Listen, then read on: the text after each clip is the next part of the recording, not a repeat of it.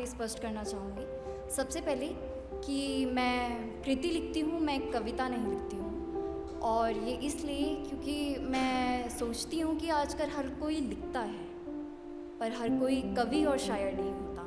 तो मैं जो अभी पढ़ूँगी वो कृति होगी मेरी, और मैं एक कृतिकार हूँ। दूसरी, जब मैं अपनी कृति लिखती हूँ तो उसे शीर्षक नहीं देती हूँ।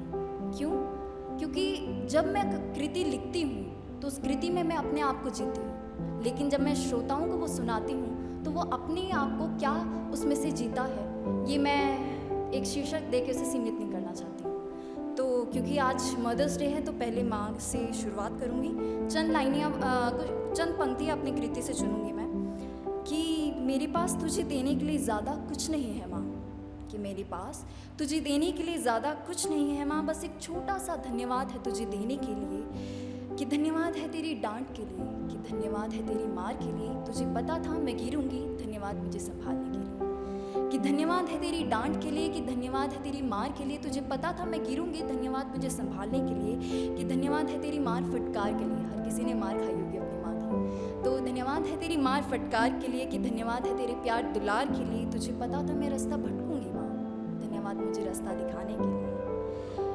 कि धन्यवाद है मेरी सखी बनने के लिए, कि धन्यवाद है मेरी सच्ची सहेली बनने के लिए। सच्ची सहेली का स्पष्ट यहाँ पे आशय स्पष्ट कर दूँ। सच्ची सहेली का अगर आपने विज्ञापन टीवी में देखा होगा तो एक दवा होती है जो मासिक चक्र के दौरान लड़कियाँ दर्द रहित होने के लिए ग्रहण करती हैं। और मैं बोलूँगी भाग्यवश मैंने वो दवा कभी नहीं ली, ना ही पेन किलर अपने मासिक चक्र के दौरान ली। क्यों? क्योंकि मेरी माँ घरेलू उपाय से मेरा दर्द दूर कर देती है।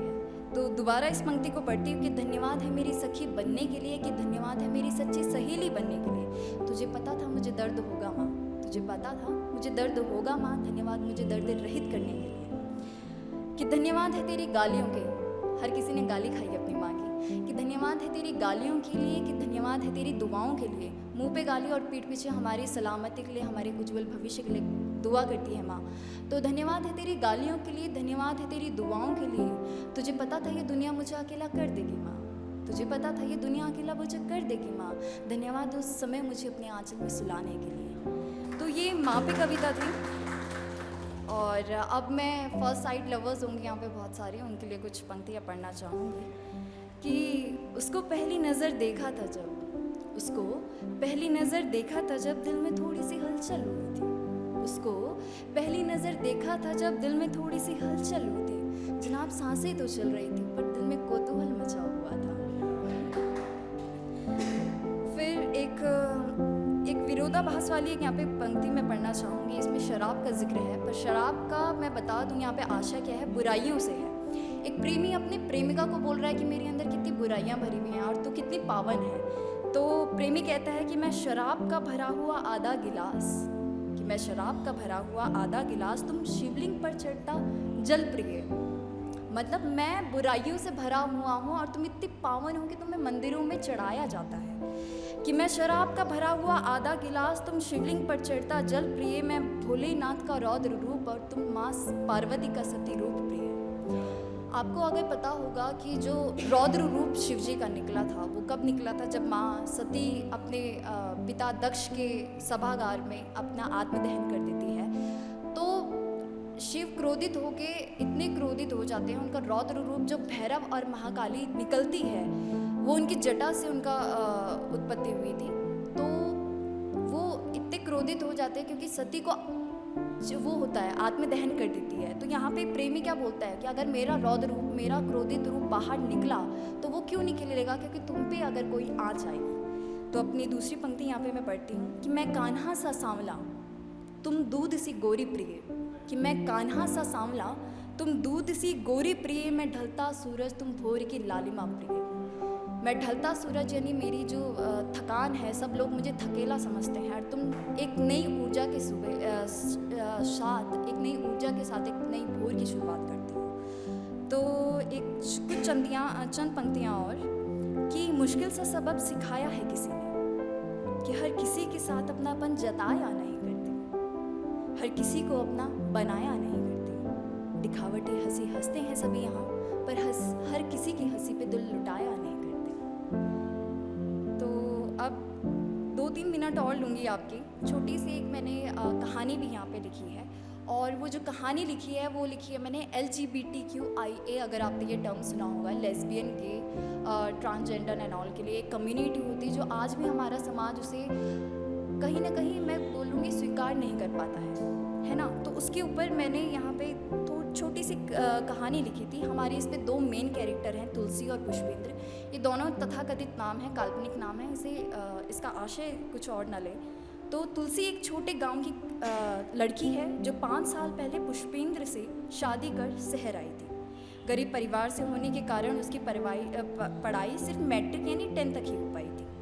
तुलसी और पुष्पेंद्र की शादी को 5 साल हो गए थे। अब तुलसी को उसके ससुराल वाले और उसके आस पड़ोस के लोग बांझ कहकर ताने कसने लगे थे। वहीं दूसरी ओर पुष्पेंद्र एक पढ़ा लिखा सरकारी क्लर्क था, स्वभाव से शांत और आचार विचार का धनी।